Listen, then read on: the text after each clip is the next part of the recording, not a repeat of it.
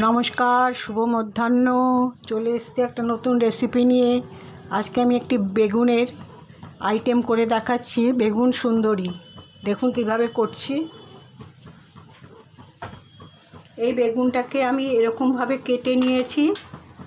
এই যে এরকমভাবে কেটে নিয়ে এর ভেতরে সব এই ব্যাটারটাকে দিয়েছি। সেটা হচ্ছে কাশ্মীরি রেড চিলি পাউডার, নুন, হলুদ, একটু ময়দা, একটা ডিম ফেটিয়ে আমি এই বেগুনটাকে এটার সাথে ম্যারিনেট করে রেখে দিয়েছি এবং তার ভেতরে এই ব্যাটারটা সব কটা খাজে খাজে খাজে খাজে ঢুকিয়ে দিয়েছি। এবার আমি এটাকে ফ্রাই করছি।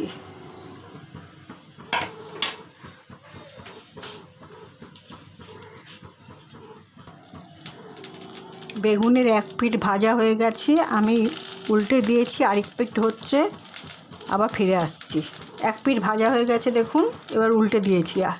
ঠিক এরকমভাবে মাঝখান দিয়ে ফালি দিয়ে দিয়ে দিয়ে দিয়ে তার ভেতরে কিন্তু ব্যাটারটা অবশ্যই সব কটা খাজের মধ্যে ঢুকিয়ে দেবেন।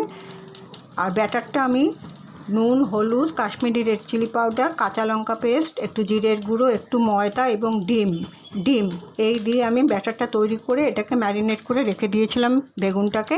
এবার এটাকে আমি ফ্রাই করছি। খুব ভালো খেতে হয়।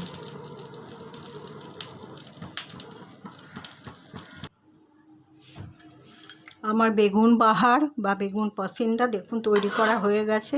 ঠিক এই রকমটি হবে। প্রত্যেকটা খাজের মধ্যে কিন্তু ব্যাটারটা ঢুকিয়ে ঢুকিয়ে দেবেন, এরকমভাবে করবেন। এবং সবশেষে একটু গোলমরিচের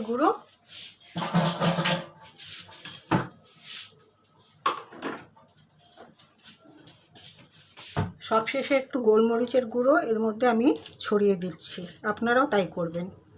তাহলে আমি আরেকবার রিপিট করছি। ব্যাটারটার মধ্যে লাগছে নুন, হলুদ, কাশ্মীরি রেড চিলি পাউডার, একটু সামান্য একটু ঝাল লঙ্কা, আর দিয়েছি একটু জিরের গুঁড়ো, আর একখানা ডিম। একটা বেগুনের জন্য একটা ডিম, দুটো বেগুন দিয়ে করলে দুটো ডিম ইউজ করবেন। আর ব্যাটারটা আমি করেছি ময়দা দিয়ে। ব্যাটারটাকে ভালো করে ফেটিয়ে নিয়ে এটাকে বেগুনটাকে ম্যারিনেট করে 1 ঘন্টা রাখবেন। তারপরে এইভাবে ফ্রাইটা করে খেয়ে দেখবেন, খুব খুব ভালো লাগে। সব কটা খাজের ভেতরে ব্যাটারটা ঢুকিয়ে দেবেন। আমি যেরকমভাবে স্লাইস করেছি ঠিক সেরকমভাবে প্রত্যেকটার ভেতরে আমার ব্যাটার ঢুকিয়ে দিয়ে ফ্রাই করেছি। তাহলে আমি আমার ভিডিওটা আজ এখানেই শেষ করছি। সবাই ভালো থাকবেন। দেখা হবে পরবর্তী একটি ব্লগে বা ভিডিওতে। নমস্কার।